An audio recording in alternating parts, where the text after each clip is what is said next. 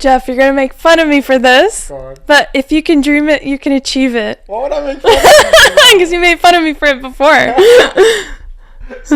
Advice, I guess, like, if you want something, see the necessary steps to get to that, and then follow those steps, and, like, don't give up, even if, like, to come back here, I think I tried, like, I was talking to Gary and to everyone for, like, maybe 6 months, and I just don't give up easily, and do courses, and, like, education is very important to get where you want to be, and everything is like a stepping stone. Just use things as stepping stones to get where you want to get.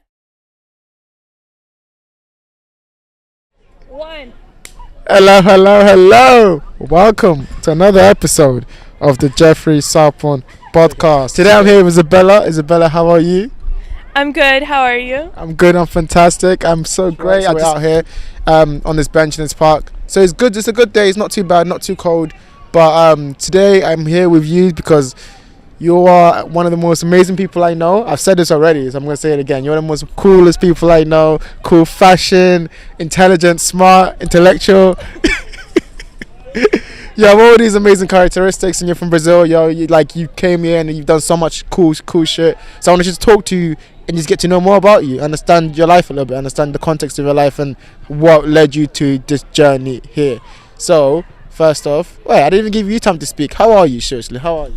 How are you doing? You can take it, right? I'm good. I'm doing good. I'm happy. I'm going to Brazil in 2 weeks, so life is good. How do we know each other? We work together at KI. Yeah, that's how we know each other. Okay, cool. Why are you happy you're going to Brazil? I thought you liked UK. No, I mean... Don't worry, no one's going to see this and like attack you. They're not going to be like, she said she hates the UK, let's get her out of here. I'm happy to see my family, to see my boyfriend, to see my dog. That's why I'm happy to go to Brazil. Okay, alright, cool. I mean, Brazil is a lovely place, to be fair. I've never been, but I've heard great things. So let's start there. Enough messing around. Let's get straight to it. I wanted to talk to you about your childhood in Brazil, your journey leading up to here. So it is very informal, but yeah, just talk to me about that. What was that like growing up in Brazil? Do you remember your first memory when you were a kid? Like the first thing. Do you know everyone has that, right? That thing where you just kind of like snap into reality. Where, oh my God, no way, he's gonna stop. No, we carry on. Until it gets really bad, we carry on. I know, it's not gonna get bad, it'll be fine. If it gets bad, we do have to move. So the reason we're laughing is because it just started raining. Just as we've been sitting here for like half an hour, chatting so much shit, and now it starts raining the minute we start the podcast. It's almost like God doesn't want us to do this. But we're going in the face of God.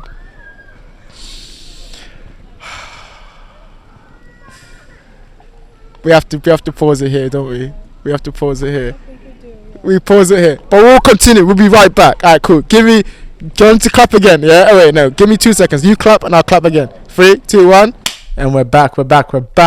So, it was crazy. We were out in the rain and it just started raining. But somehow we've changed locations and we're back again. So, where were we? I'm trying to remember where we were, like in terms of the questions. I remember I was asking you about childhood in Brazil. So yeah, talk to me. The answer is simple. Talk to me. What was your childhood like in Brazil? What were some of the memories that you remember? What were some of the memories that you're fond of? I loved growing up in Brazil. It's a very sunny place. Everyone is very nice. My parents, they're divorced, but they live in the same street, so I was always really close with my family. I used to also live in front of my school. Look at me. Don't look at the camera. So, it doesn't exist. Look at me. So it was nice. It was comfortable. I could walk everywhere. What was school? So what was school like? You said you started. So what age did you start school in Brazil? When? Yeah, what age? What age do you start? What age does everyone start school? 4. Really? 4 years old? Did you start before? We start at 5. That's not such a big difference. That's crazy. That's a 1 year of development. Yeah, but it's still not that big of a difference. Okay, so you start at 4. Yeah. Do you have kindergarten? What's the first? Kindergarten. I was in kindergarten before. Okay, so you're in kindergarten before and you start at 4, which is year 1, I guess? You guys don't call it that, do you? No, it's not the same. What do you do? What's the progression? Talk to me about primary school. So this isn't going to be normal for Brazil because I went to an international school. Mm-hmm. So you start in PP1 and then you progress through the PPs and then you go to Prep 1 and then you go up to Prep 5 and then you go to Form school, like Form 1, Form 2, and then you go to 6th Form. Okay. So yeah, then that's similar. Okay. And then what was even though it was an international school, was it weird? What do you mean? Because I'm trying to think how different it is. Thank you, you're smart. You're trying to think, it's your course. This course is coming into thing. I'm trying to think how different it is from what I've learned and how it was for me going from year 1 to year 6 and what it was like for you. So I'm trying to ask, what was the culture like in primary school? Like, is everyone joking around? Is everyone serious? Or is it like everyone just like, is it bullying? Like, does that all happen? It was like, is that exact same no matter where you go? Yeah, I think so. I think it's the same. Like, it wasn't really high stakes. You're still a kid. You're still like playing. There's a bit of bullying, which is awful. But yeah, I think it's pretty similar. What do you do when you're not in school? Like, what, beaches and stuff? I don't live near the beach, so no. I used to do gymnastics for a while. I also did basketball. I also tried volleyball, tennis. You were a sporty kid. You just did loads of sports. I tried loads of sports and then I didn't like them and I would try it and then not like it. The only one that really stuck was gymnastics. I did that for, I don't know, maybe 8 years. I also did piano lessons. Oh shit, you can play the piano? Yeah. That's really cool. We should have a piano session. Do you play the piano? No, I don't. So I would watch you play and then I'll fuck around on the keyboard and make it look like I play. I also took guitar lessons for a while. Yeah. Yeah. I'm learning guitar now actually. Really? Yeah, you can teach me then. I don't remember anything. Like, I just stuck with piano. Guitar was like... What was the most memorable part of your childhood? What age do you think? What do you consider childhood? So, from 4 to 16. 4 to 16, that's pretty much like a lot of time. Yeah, so pick an age range. What was your most fun that you just like, do you remember? Most fun. I think when I was like 15, 16, that's when we started like going out and doing more fun things. I was taking my GCSEs, which was like, it was a good mix of challenging and also like okay. It was like fun. It was before I was starting to think about like going to university and doing like the IB, which is like the A levels here. So it was like just a fun period where I was old enough to do things but not old enough to worry about things. What was your favorite subject in school? Do you remember? Biology. Why biology? I don't know. I just really liked learning things like biology related things, and also our class was like me and 5 other girls, and our teachers was like really small class. It was really fun. Yeah, like it was just like a fun class. What did you not like? What was your most hated subject? Math. Everyone dislikes math. Why did you not like math? Because I was bad at it. Are you still bad at it? I'm still bad at math, yeah. You never learned? Never learned.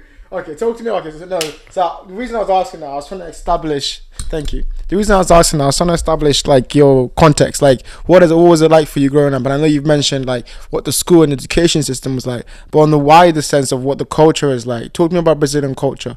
What was some of the stuff that you noticed early on that stayed with you? I think Brazilian people are very friendly. We have a very friendly culture. Everyone is really warm. Like as soon as you meet someone, you're automatically like already friends. Like we'll meet someone and immediately call them like nicknames and be like really close, and everyone's really friendly. I love the food. I love the weather, and yeah, I've always just noticed that the music. Okay, let's break it down then. You started the people. People are really friendly. Like, is that like an aspect of your culture? Is that like, so like when you're meeting your family members, is that something you were taught when you were a kid, or is just everyone is just sunny and is happy and they just running around? I think you're just born with it. Like everyone is like that. Like, well, even someone that you don't really know that much will always say hi with like a kiss and a hug. And here it's more like colder, like a handshake or just saying hi. I think it's just, and like we'll help someone even if you don't really know that person. Where I used to work in Brazil, it was like a really big company. It was like 1,000 people. You would say good morning to everyone you passed. Even if you don't know that person, you'll say good morning. You'll open the door, you'll be friendly. And I think that's just like part of the culture. It's weird because I feel like a lot of other cultures, because I had the same experience in Ghana when I went to, like, other cultures are so like that. They're so much more open. I think maybe it comes to maybe it's metropolitan. Maybe when you come to the city or somewhere there's like a lot of people from different cultures, people are immediately upstandish, right? Yeah. But like in Ghana or in Brazil, I feel like because they seem like they're all the same people, it's all homogenous. Like they kind of feel like, oh, that's my people. Yeah, that's the question actually. Is it homogenous? Like is everyone the same, or is there like loads of different shades of people? What do you mean? Like, is everyone black or is everyone white? Is everyone like? Because I know Brazil is like it wasn't an equator, right? I don't know you. I'm just. I don't know. You're like. I don't know, but it is very mixed. Fun facts about Brazil. Not sure if it's true, but I think Brazil is the place with most Japanese people besides Japan. Really? We have a really big Japanese community in Brazil. Did you notice that growing up? Yeah, like we have amazing Japanese food, like sushi, and also more traditional like izakayas and places like that. We also have a lot of like Italian, like my family is Italian. Whenever people meet me, they think I'm Italian because of my name. You were Italian too, yeah. Yeah, because of my name, but I'm actually not. There's also a lot of Lebanese people. So a lot of my friends are like, their grandparents are from Lebanon, or they came. We also have amazing Lebanese food. And then a lot of people in Brazil as well are black. A lot of people are white. There's a lot of like, it's a very mixed place. Did you, because now I'm wondering how that affected you when you came here. Did you like, were you more used to it? Because you saw, like back home, it was like, oh, everyone's mixed and it's the same thing here. So that did that help your integration into the UK? I guess I didn't notice. Because it's like, it's just the same, I guess, because you're so used to it, I'm guessing. Because everyone is so mixed, you don't really see the difference. Like, I won't look at someone and be like, oh, this person is Lebanese Brazilian or Japanese Brazilian. You're just like, everyone is mixed. What are some of the negative aspects of Brazilian culture then? You said the good stuff. Don't worry, they're not going to come after you. Just stuff that you would improve, stuff that you saw, you were like, maybe that's not the best part. And, there's a lot of bad things as well. Inequality is the biggest one. There's a big divide between people who have money and those who don't. I'd say it's very dangerous to go to Brazil. Really? Very dangerous. Like, dangerous how? Like, you're going to get robbed, stabbed? Yeah, robbed. Like, if you have your phone out and you're walking the streets, you're going to get robbed. Like, gunpoint robbed. Really? Yeah. For your phone? For your phone. And if you're at a party, you're going to get, like, they're just going to take it and you're not going to see that they took it. That's, like, everywhere. How did you survive that? You obviously have to be smart about where you go and stuff like that. Is it easier when you grow up there? I never have my phone out, like, ever. I don't walk by myself. And I've had my phone, like, I've been pickpocketed, like, 4 times. Oh, shit. Really? Yeah. So is that the worst part then? The inequality and the fact that they're stealing and stuff, there's theft and stuff like that? There's also really nothing to do in my city. Like, we have really good nightlife, like parties and bars, but during the day you can't just like walk around like in London because it's dangerous. Also because there's nothing to do. What was your city? What city did you grow up in? São Paulo. São Paulo. That's where the movie took place, isn't it? No, that was Rio. That's São Paulo. I think that's Rio. I think it's São Paulo. I think they say in the movie São Paulo.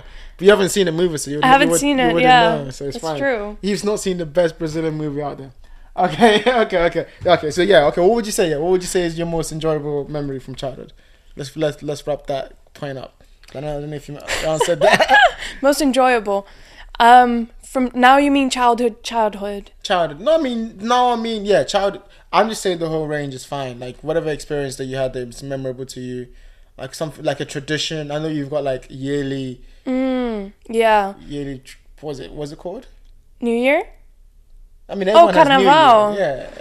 I'd say like New Year is really big in Brazil, so every year I'll still do it. Like, you'll get together with friends, you'll go to the beach or somewhere like for a week, and then you'll wait, stop. You go to the beach for a week?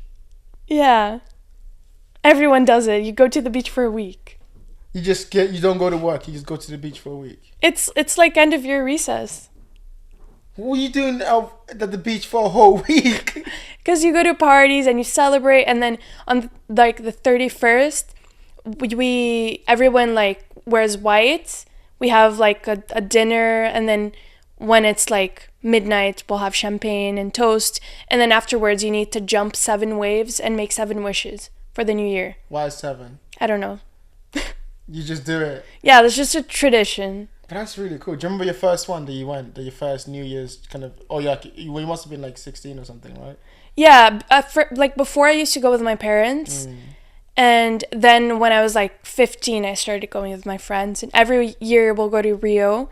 Last year we went to Rio. This year we're going to go to Rio. Something you start planning like months before. Like, we're planning already New Year's. What do you plan though? You're going to do the same thing every year, no? Because it gets really, like, houses get expensive. Tickets get expensive. Okay. But we've decided that it's easier to just drive. It's like 10 hours, so we'll just drive. You drive to Rio? Yeah. We drive to Búzios, which is a place in Rio. Okay. And then you stay there for the whole week? Yeah, and we rent a house. That's amazing. Damn, can I come? That sounds lovely. Come to Brazil. Come to Brazil for the New Year's for a whole week. Yeah. Spend a week in Brazil. Okay, yeah. So was that part of your favorite memories? Was that something that you... I wait the whole year for New Year's. That's the highlight of my year. Really? Yeah. What about the carnivals? You don't like that? Oh yeah, carnival as well. I'm usually here, so like the last 5 years I've been here. What year is that? What time of the year are carnivals? February. Every year, the February. Every year. Have you been to some though, right?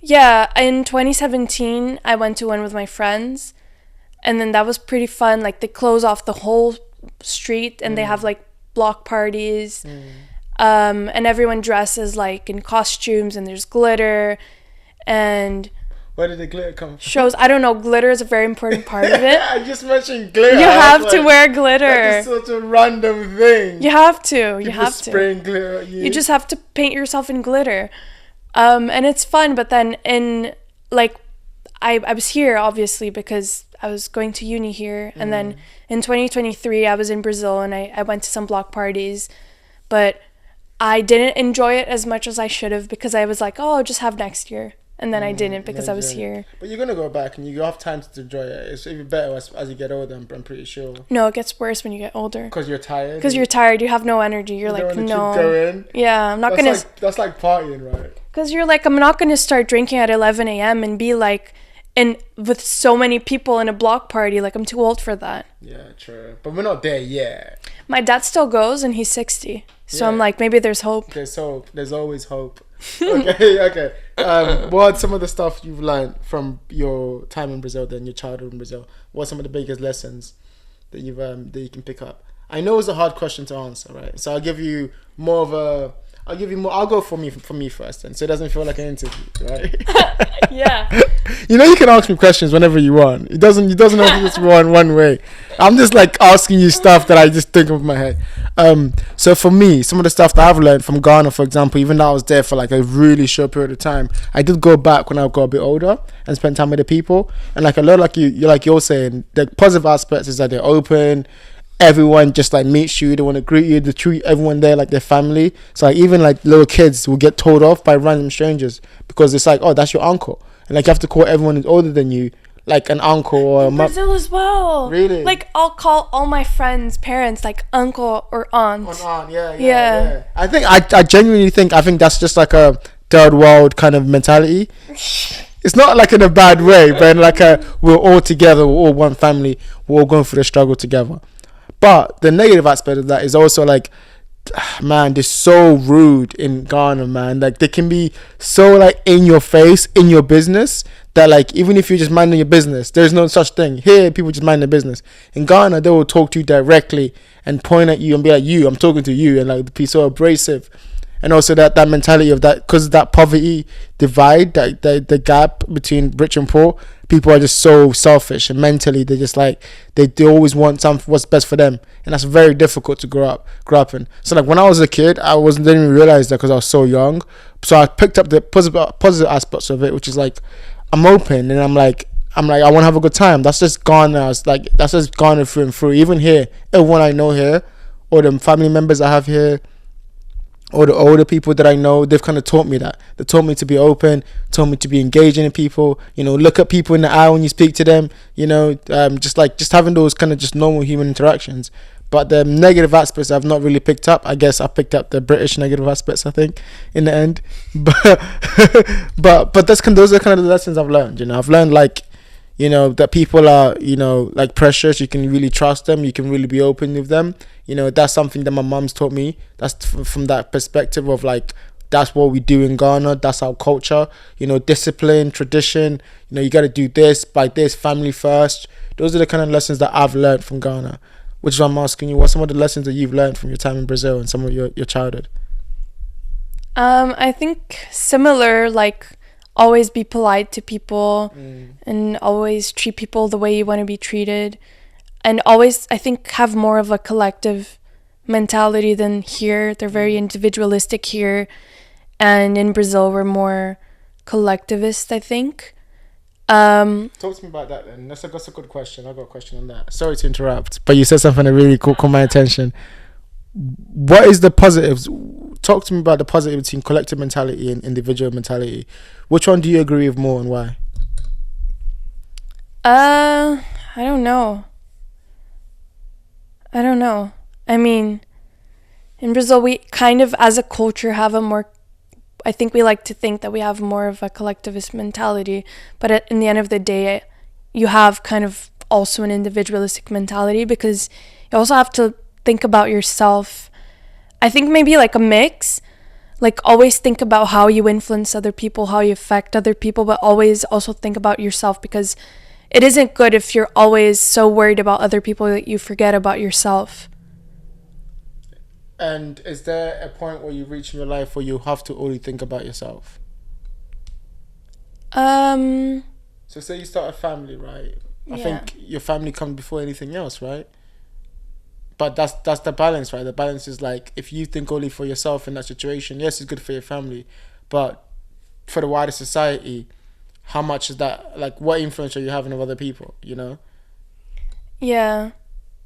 I mean, I think I just mean like, if you're in public or in your relationships, like with friends and people you're seeing, you're thinking about how your actions affect other people.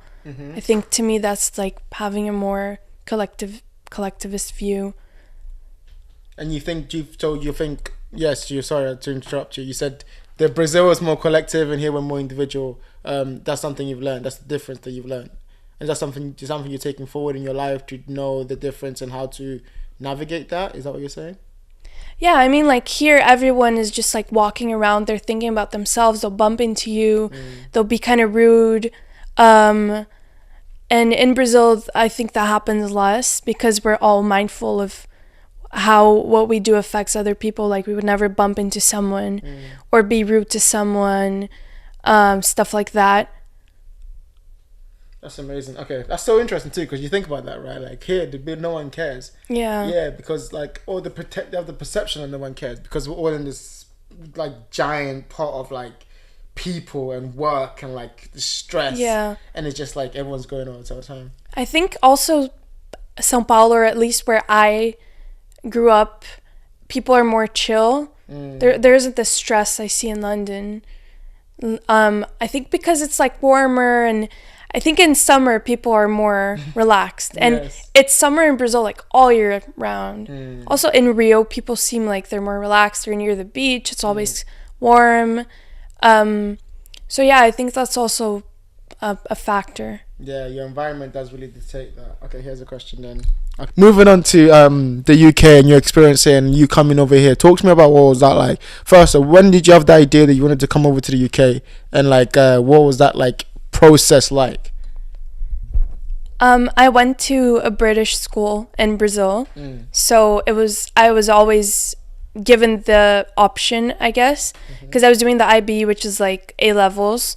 So I had the means to apply to the UK. I never thought about coming to the UK. I wanted to stay in Brazil. So when I graduated, I left school and I went to a Brazilian university to study psychology. But I really didn't like the course. It was very focused on psychoanalysis and Freud, and that wasn't what I liked at all. Also, all my friends, they left to study abroad, and I kind of felt like I should as well, because I wasn't liking the course. All my friends left. I was just like, maybe there's nothing left for me here right now. So then a year after I graduated high school, I applied to King's, because I was like, I have the IB, that's Europe, because for the US that would be the SATs, and I didn't have the SATs. So I was like, yeah, Europe. And my university counselor, he was like, oh, there's King's, and I liked it, so I applied. And yeah, it was kind of all very random, to be honest. What did you think when you first got here? The first day I got here, it was raining. Welcome to London. And it was cold, so I was like, fuck, okay. From Brazil. I was like, oh, it's true. I to be honest, I kind of felt like, what am I doing with my life? And I called my friends, and I was like, I think I'm done. I think this is enough. I really want to go home. Your first day? My first day. And I was with my mom in the hotel, and she heard that, and she'll remind me of that every day. Because she thought that was so funny and so sad at the same time. Yeah, that was my first impression. And then I remember I didn't know anyone here. And then I went to this international students orientation thing, and they told me there was a party that day in the university bar. And I went by myself. I didn't know anyone. And then I saw this guy that I had met in the orientation, and he was like, come on, let's dance. And that guy is like my best friend today. Oh, wow. And we lived together for 2 years. So I was like, thank God I went to that. Exactly. That's crazy, right? How you can just meet people like that and then don't understand the story, but over time it just... But okay, what were some of the adjustments you had to make? So obviously the first day, the weather was welcomed you brilliantly. That's how you welcome someone into the UK, to rain and cold. What were some of the other adjustments? So how did you get over that first day feeling of you wanted to leave? Obviously friends help, but what else did you have to do? So I went to my student accommodation, and I met this Brazilian girl that like also really helped. And I joined the Brazilian society. Like, I met lots of friends. I ended up joining the committee, and I stayed until like I graduated. But I didn't know how to cook. I had never lived by myself. So, and I didn't really know how to dress for winter. And I want to say that I learned that, but during but still I dress for winter, I dress for summer. But in my first year, I had ramen like every day, like in the microwave. So did I, to be fair. First year uni is crazy. Yeah, just ramen and cereal and bagels. Wait, ramen and cereal? No, not together. Okay. I was like, is that a Brazilian thing? No, but like some days you're like, let me just have cereal for dinner. How do you make your cereal? With milk? But how do you make the milk? I don't put the milk in the microwave because I'm not crazy. But that's what you're supposed to do. No, that's not right. You're supposed to put the milk in the microwave. You just have cold milk. It's just not right, Jeff. Straight from the fridge. Yeah. That doesn't make any sense. And I didn't learn how to dress for winter. I was really cold for a year. And what was the third thing I said? Living alone. Yeah. It was, I powered through. I think nowadays I'm better. Like, I can cook a few things. Yeah. Like rice and chicken and vegetables. Did you miss home the first couple of months? Yeah, it was awful. I had a countdown app on my phone, and it was like days to go back to Brazil. Countdown to when though? What was it counting down to? Because I arrived in September and I was leaving in December, so it was like a countdown of the days. For like 3 months. 3 months.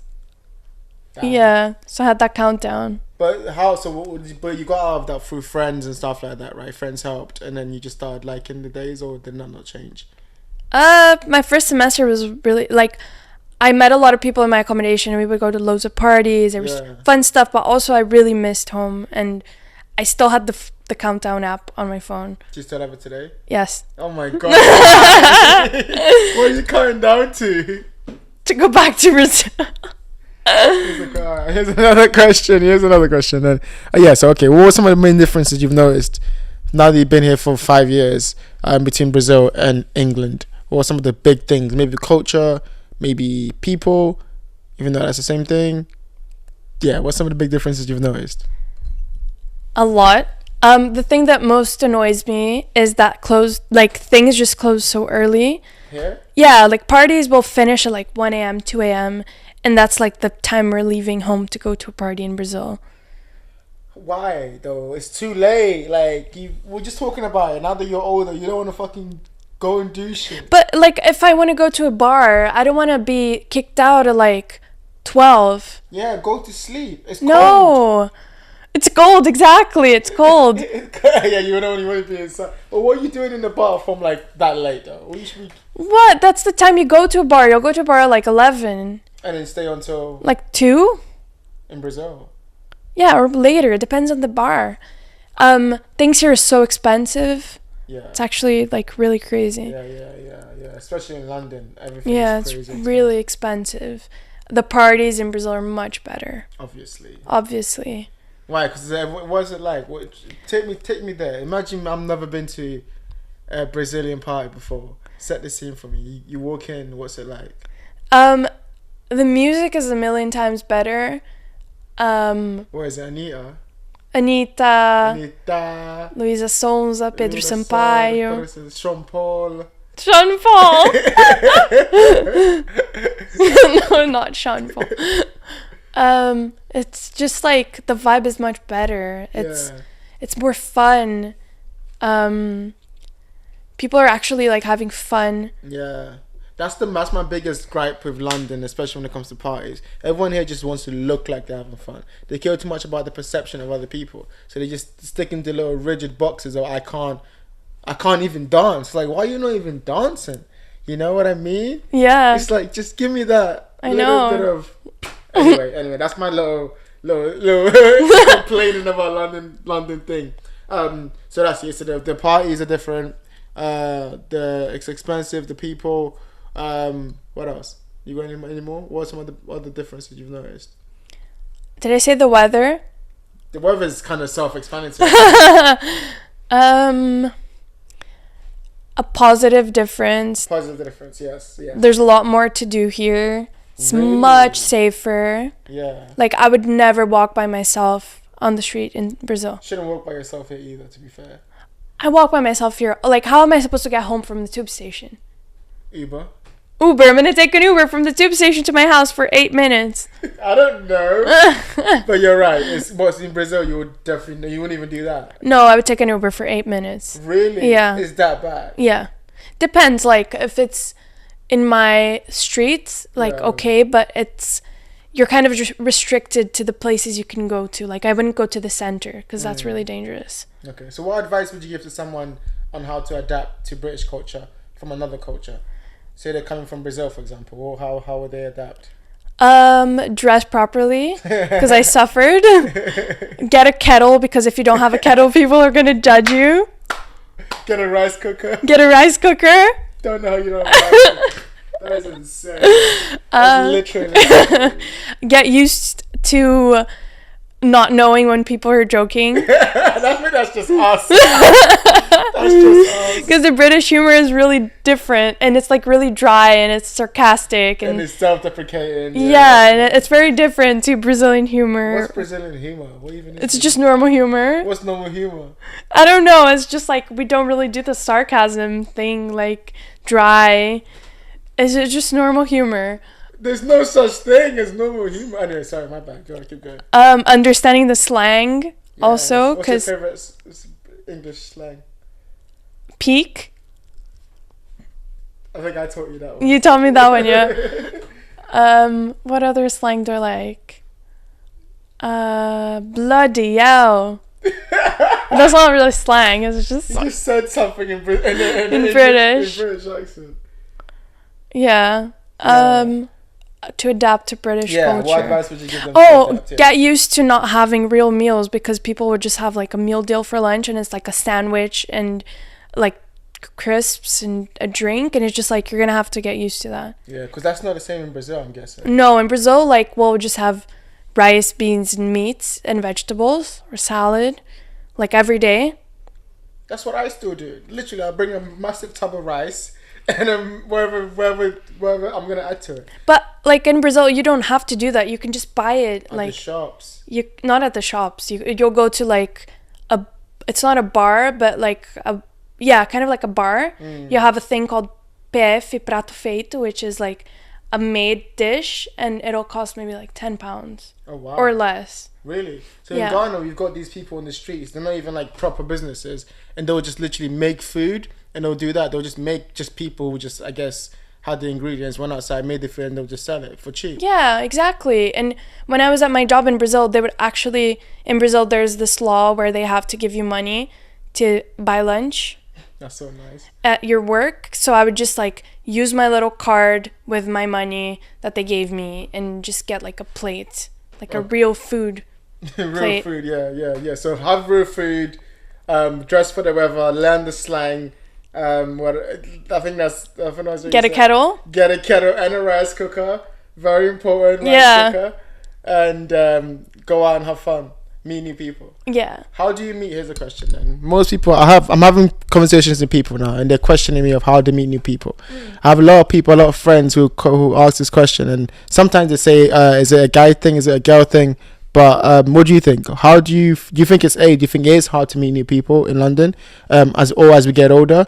And what advice would you give to people to get themselves out there and meet new people? I think it is harder to meet new people as you get older, because when you're younger, you have school and you have university. And then when you get older, you need to kind of like branch out and find new ways to meet people. The way I met my friends here is, I think when you're from the same culture, you kind of want to find other people from your culture. So like if I find another Brazilian, like we're friends automatically.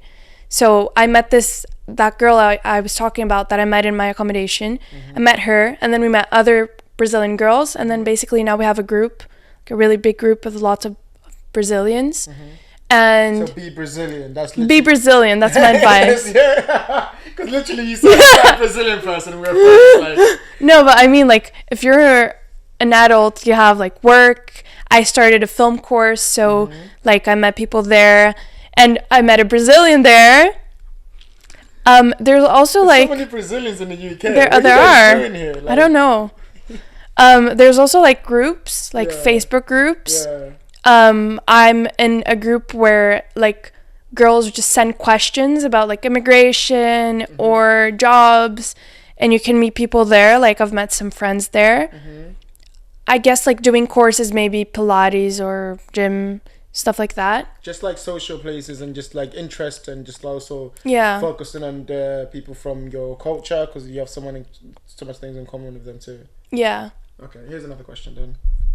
So obviously the main reason you moved to England was because of uni, right? Yeah. So what are some other, I know this may be hard because obviously you went to international school in Brazil, but I was going to ask what are some of the differences that you noticed between the education system and how they teach people there, how people take education seriously there and how they don't take it seriously here. Maybe they do where you went, but in my experience they did not take education seriously here at all. But yeah, not to answer your question, but some of the differences you noticed. Are you saying that people don't take education seriously here? Really? Really? What was uni like? Uni. First, I want to tell you about school. So at school, our main objective was getting into a really good university, like Ivy League. Like people from my school went to like Harvard and Stanford, Oxford. Nerd. Sorry. Yeah, we were like, my school was full of nerds. That is not a bad thing. I'm sorry. You definitely should try to get into Oxford and Harvard. Your life would be set. But yeah, go on. Sorry. Yeah, that was like the objective. Like I worked really hard on my GCSEs and my my IB, which is the A levels. So yeah, in international schools, people take things seriously, education seriously. Because obviously, like, our parents they want us to go abroad. And to go abroad, you need to get really good scores. But university, I went to a Brazilian university so I went to Brazilian university twice because I'm a bit of a mess. So before I came here, I did psychology. And then after I left King's, I was like, I think I'm going to do a second bachelor.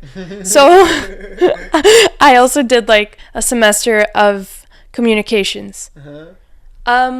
University in Brazil is, I think it depends because my brother is doing business and he's very stressed, but like communications or psychology was like very chill. This university I used to go to in Brazil when I did communications, we would have party announcements during like the break, and they would create a party in the quad to be the party announcement. Oh, wow. Sometimes like DJs and stuff like that, like whole decoration. In Brazil, this is what you're doing in Brazil? In this university. Oh, shit. And it was like very fun because it was like a creative university. And yeah, we would like, during the break, we would go do shots or play cards. You do shots at school? That's amazing. Not at the university, but like nearby. So it was really fun, but also university here was fun. Like we had a bar underneath. Yeah, but that's what I mean. No work is getting done, you know? No, like in my last semester of university here, I was like working here, and also I was doing my thesis, and also I was doing consulting like for a nonprofit. So I would work here during the week, and then I would go do my consulting after, and then during the weekend I would go to the library to study and do my thesis. That's a lot. Yeah, it was a lot, but it was fine. I wasn't stressed. Okay, here's the question then. How has moving to the UK, you just mentioned all the things you've done, how has that helped you grow? And what parts of you now, looking back 5 years from wherever you moved, 5 years on, what parts of you do you think you've developed more because of the fact that you made that jump to move here? I think I was much more naive before, and I didn't know how to do a lot of things like just dumb things like cooking and cleaning. I didn't know how to do that. And I was very like sheltered, I guess.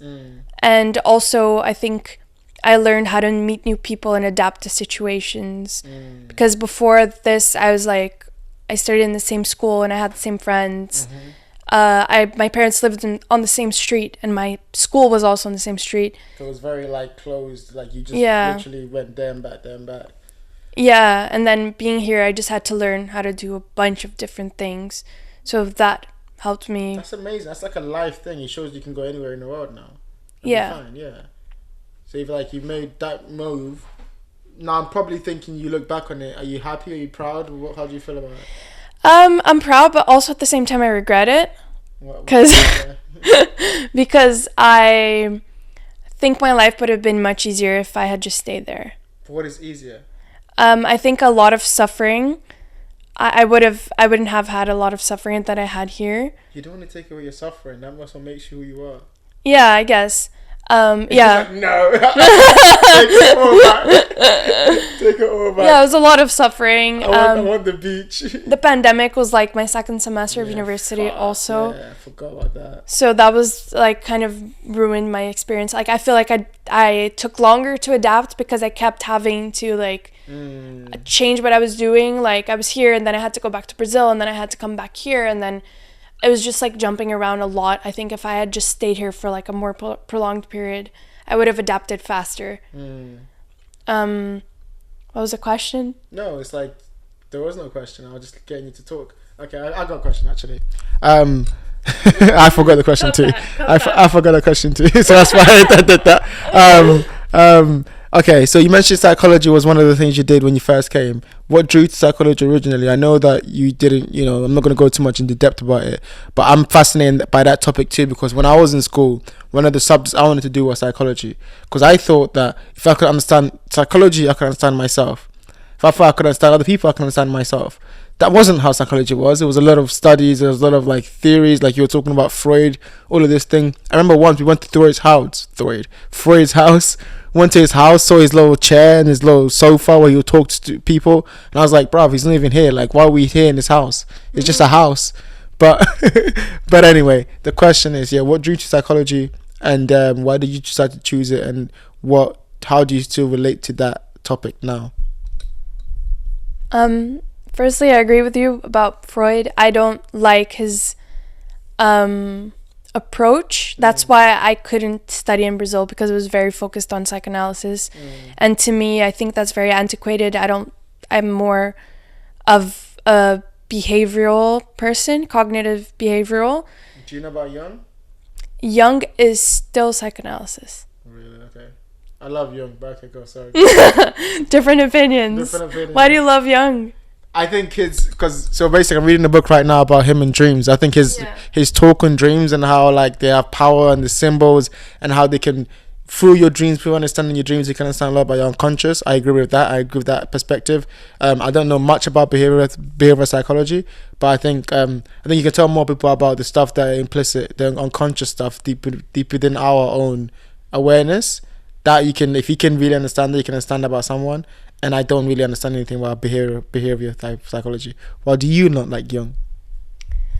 I mean, I don't have anything against Jung.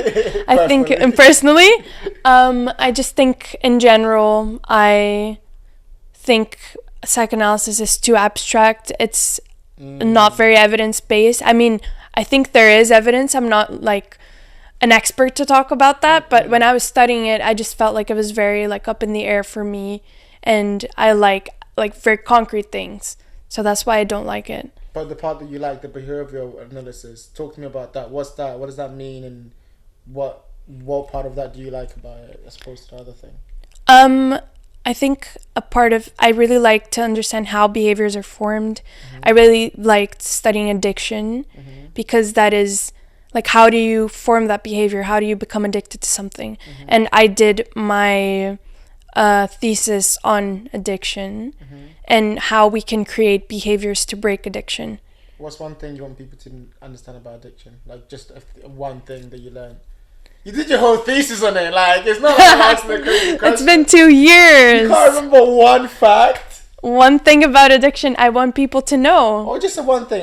People are gonna know. Just one thing you want about addiction that you liked. I think I liked. The thing that I most remember learning that I thought was very interesting was learning about overdose, how the chance that you can overdose increases so much when you do the drug in a place where you're not used to, because your body has signals that it sends when it senses the cues that are anticipating the drug, and when you don't do the drug in a place where your body can produce those signals, your tolerance, like that would be here, it drops because your body isn't ready for it. And that's why a lot of people overdose in like hotel rooms and different places like that. I thought that was very interesting. And yeah, there's like behavior theories you can use to try to break, for example, like taking people out of situations where they normally use drugs, because that can trigger like signals in the body that are preparing for the drug, can make you want to use the drug. So stuff like that I was very interested in. I actually thought about doing a master's in addiction. What stuff do you still use in your life? Like what's something that you learned that you still use in your life? About addiction or just psychology? Just psychology. I guess like my job, like I use psychology every day for my job. Yeah, like developmental psychology, consumer psychology, so use it like every day. That's impressive, actually. That's impressive. Okay, all right, so let's wrap this up. Thank you so much for your time today. But yeah, let's wrap it up. Okay, so looking forward to the future, what are some aspirations? You just mentioned your job. You just mentioned things that, so I'm going to move that nice segue into the future and the things that you want to achieve. What are some of the aspirations that you have? What's some of the stuff that you want to achieve within, let's say, the next year, then 5 years, and then 10 years? Just they don't have to be like concrete stuff, but it's just an idea of where your head is at. I know you're an ambitious person, so yeah, talk to me about some of the stuff that you want to, milestones you want to hit in your life. I think firstly I want to find a way to go back to Brazil. What's that countdown? Get the countdown now. The countdown app. I want to get to a place where I can be in Brazil and be doing a job that I like. Doing something similar to what I do right now. I want to work with research, innovation, kids, So yeah, that's my like short term. Like I'm going back to Brazil in December. I want to find a job like in January or maybe after Carnaval, because the year only truly begins after Carnaval in Brazil. And then 5 years, I want to be in a place where I'm happy with my job, financially stable. I want to like start a family, get married, kids. 10 years, I don't know, be stable and be happy with my life and be like, I've gotten to the place where I want to be. I love that. And okay, question from me too. What advice would you give to little girls? So I've got a little sister, and she's amazing. She's so ambitious. She wants to do all these things. She wants to achieve all these things. And I tell her, yes, but you have to work hard. Yeah. You have to work hard because like the world is unfair, and like the people are out there. They're gonna judge you just based on just not even the things, the work that you do. You have to work like 10 times harder than the next guy. But yeah, the question I'm asking, even in a roundabout way, is what advice would you give to little girls on how to get what you, because you've done so much, and I know you don't, maybe you don't give yourself the credit, but I want to be the one to give yourself the credit. Like, you've done crazy. Look where you are, like right now, like from Brazil, you came here to achieve all these things, and you have even more to go. I'm an ambitious person too, so I recognize that kind of need to want to improve, but also I see that, and I give people like, yo, by the way, you're doing crazy, you're doing really well. So I see that, and I want to know, how did you get here? What's some advice you give to that little girl who's looking now on how to be like you? They want to be like you, Isabela. How did they achieve that? Jeff, you're going to make fun of me for this, but if you can dream it, you can achieve it. Why would I make fun of you? Because you made fun of me for it before. Advice, I guess, like, if you want something, see the necessary steps to get to that, and then follow those steps, and like don't give up. Even if like to come back here, I think I tried, like I was talking to Gary and to everyone for like maybe 6 months, and I just don't give up easily, and do courses, and like education is very important to get where you want to be, and everything is like a stepping stone. Just use things as stepping stones to get where you want to get. I love it. Love that. That's a very good answer, actually. Love that. Final question I always ask everyone. What is the meaning of life? What is the meaning of this whole thing? This whole existence? You're looking, because I know it's true. She's like, he always does this. But yeah, what is the meaning of life? It's a big question, obviously. I don't expect you to have the answer, because no one has the answer. But I want you to talk about it for a little bit. You can even like just think out loud if you have to. But yeah, what do you think the meaning of life is? What's the whole point of this whole thing? I think the meaning of life is just to be happy. I'm not sure if I remember the name of the theory correctly, but I think there was a theory called terror management theory, which says that having friends and love in your life distracts humans from the fact that we're all gonna die. So I think that's basically that, like having things in your life that distracts you from the fact that you're gonna die. That's the meaning of life. That's the meaning of life. Yeah. That is amazing. That's amazing. That's 100% true. Thank you so much for doing this. I really appreciate it. To finish off, do you have any questions you have for me? I've been asking you questions this whole time. If you have any questions, I see that say yes. Okay, go on. Jeff, what is the meaning of life? No one's ever reversed it on me before. I think it's weird because I have two answers, right? A part of me is like the meaning of life is achievement. You have to try to achieve something. You have to set a goal which is crazy unattainable, right? Whatever goal you have for yourself, and just always strive towards that goal. And the struggle and the pain and the sacrifices you have to go through in order to achieve that goal, that's what your life will be. It's almost like you're rolling a rock up a hill. You kind of just keep rolling that rock up a hill. It's the Sisyphus. Yeah. We both don't know it, but you know it more than me. That's all. That's the story of my life. That's literally right, because you just roll it and then you have to start again. No matter how far you go, it's almost like you have to start again at some point. And it's like always that feeling of I'm gonna start again. Yeah, and then when I get to a point in my life where I'm like, okay, I'm happy, I'm like, what can I do to start again? And also and put yourself in back that unhappy state, and it's like you keep doing that. It's so like I think that's satisfaction of getting from an unhappy state to a happy state, and then going back and doing it again. Yes, literally. And you think like, okay, if I can do it once, I can do it twice and three. But there's also like unhappiness in that, because you always feel like you're always trying to strive for something, trying to achieve something, you know? And that kind of, which is why the other side of that question also to me is like friends, is to live life, is to be, that's where the creative comes from, that's where the expression comes from. I think the meaning of life is to express. What is weird, and I love that, I love this saying, it's like what is waiting to be expressed in the world through you? And it's so true. What is waiting to be expressed in the world through you? This expression that all of you, Isabella, all of you can do. This is an expression that no one else can be able to express. And if you don't do it, it'll be just dead. No one will ever be able to express that. So what is that for you? What is that for you who's watching? I know what it is for me. That's what I tried to do anyway. So I tried to express, because I know that even the person I am today is going to be different from the person I am 5 years' time. So if I don't express today, that version of me dies. That idea dies right there. So it's like, try to do what you can, try to roll your rock up the hill, but also what is waiting to be expressed for you, and how can you show that to the world? That's very true. Is that a good answer? That's a very good answer.